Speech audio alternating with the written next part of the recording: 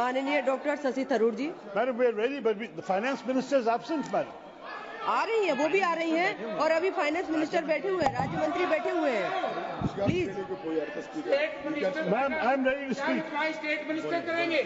Doctor Shashi Thank you, Tharoor. Madam Chairman.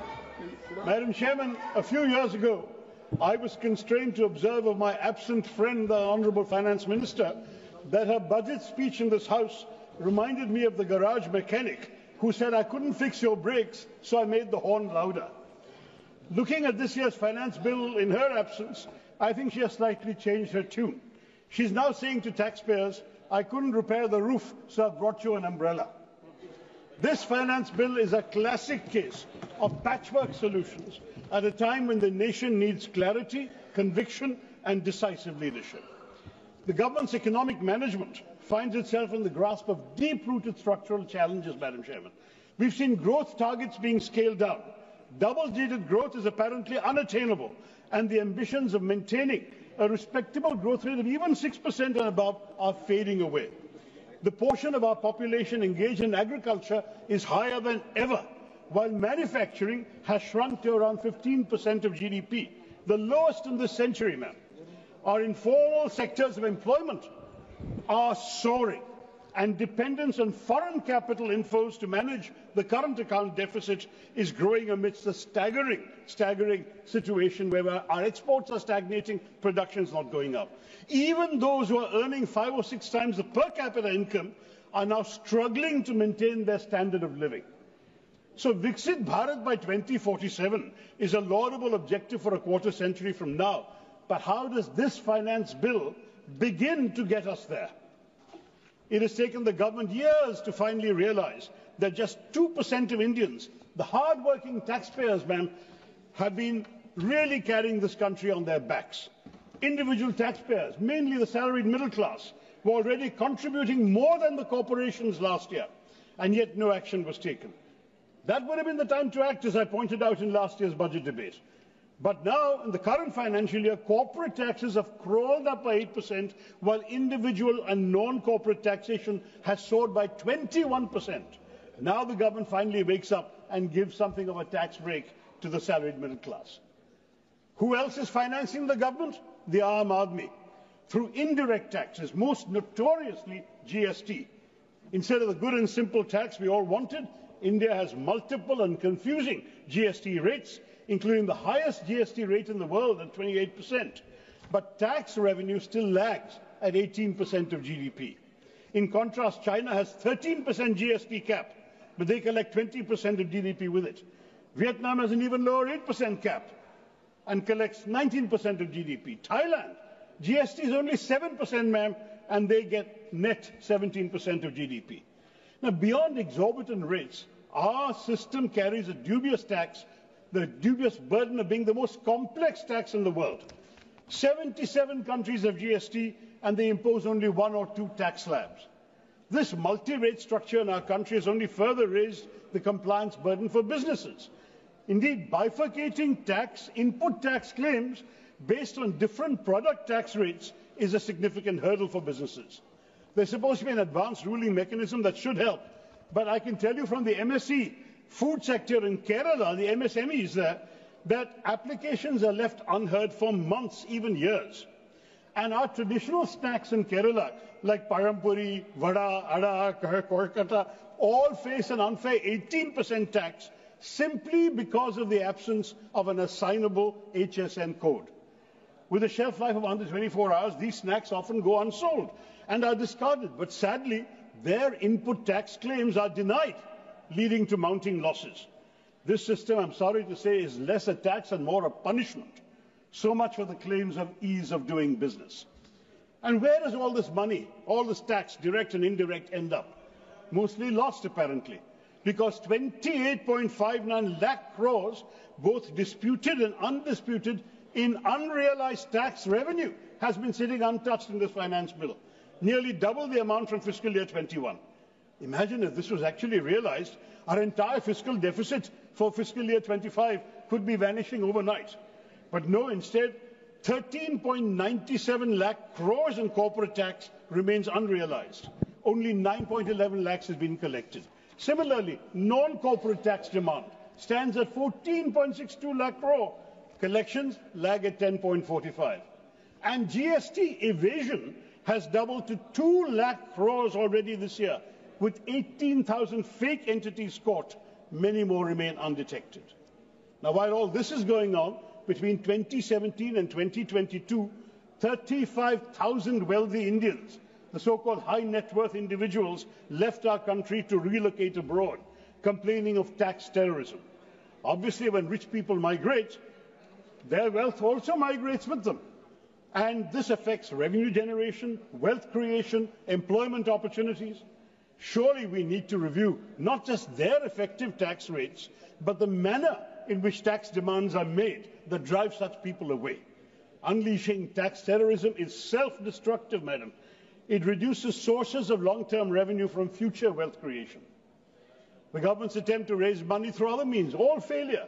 Through disinvestment, underwhelming results. They've abandoned the strategy. Reports suggest that the PLI scheme, introduced with such fanfare, will also be allowed to lapse because it hasn't worked. Such is the state of affairs that the government now relies on the Reserve Bank of India's dividend as a major source of revenue. That's neither sustainable nor ideal. And this bill prompts another question, Madam Chairman. If the government is set to forego almost 1 lakh crores in direct tax revenue and 2,600 crore in indirect taxes, on top of the inevitable drop in import tariffs due to likely reductions in customs revenue prompted by our responses to the American government policies, and on top of that declining capital gains tax amid a stock market downturn, then revenue receipts are going to be further squeezed across all these categories. How can the government claim it will cut the fiscal deficit to 4.4% for the coming financial year? The maths don't add up. Is our finance minister, welcome Madam Finance Minister, are you offering us Jadugar economics? How can we reduce the fiscal deficit in these circumstances? And if we do, who pays the price? And let me ask, ma'am, very frankly, why is it that only 2% Indians are paying income tax? The reasons are endless. Unemployment, income inequality, poverty, inflation. But can the government continue to run itself on the backs of just 2% of our people? While the economy is crawling forward at a snail's pace, income distribution is as lopsided as ever. The top 1%, their share more than doubled, from 10% in 1991 to 23% in 2023. And then the top 10%, so the top 1% went to 23%, the top 10% went from 35% to 59%. And the bottom 50% of our population, their share of our national income has shrunk from 20% to 13%. Clearly, prosperity and growth aren't slow for everyone, just for those of the bottom half of our population. But they're the ones who need progress the most. Madam Chairman, it's becoming almost painfully repetitive. Every time we talk about unemployment, we're faced with the same grim statistics. Reports predict we need to generate 10 million jobs annually from 2024 to 2030 to keep up with the growth targets.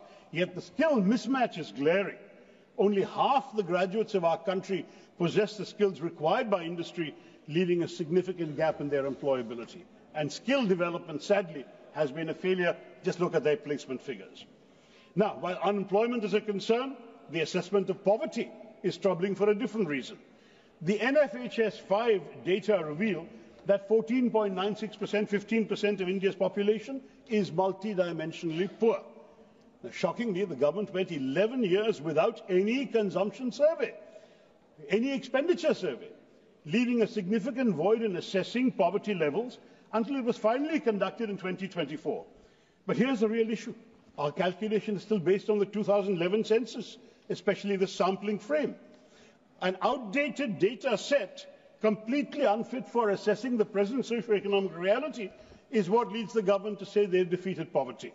Well, according to the World Bank, the international extreme poverty line is $2.15 per person, and that's daily, and they use a higher poverty line of $365 for the lower middle income countries, but India's median poverty line is only 1/10 of that World Bank figure at the present exchange rate, which should make us wonder if we truly understand the scale of poverty around us.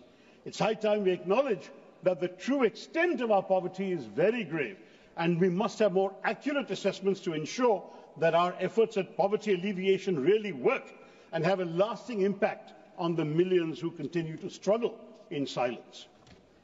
The hopes of economic growth and prosperity, Madam Chairman, seem to be slipping further away as unemployment rises, poverty deepens, jobs are scarce, wages are stagnant, and just when struggling households think they might catch a break, instead of easing the burden, small businesses find themselves drowning in compliance rules. Informal workers are still making up a chunk of the workforce, and they're pushed further to the margins. So since the Finance Minister has been kind enough to join us, let me capture the present situation in some light verse. Tax our petrol, tax our shirt, tax our footwear, tax our dirt. Tax our mobile, tax our calls, tax our hovels, crumbling walls. Tax our salary, tax our ride, tax our mithai on the side.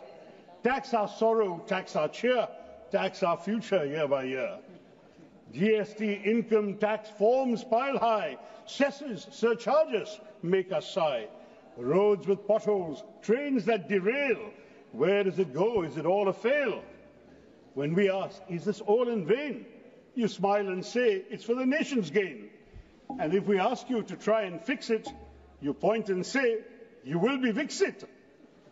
Yet still we pay with a patriotic heart, hoping our cash will play a small part in building a future bright and fair for the nation we love beyond compare.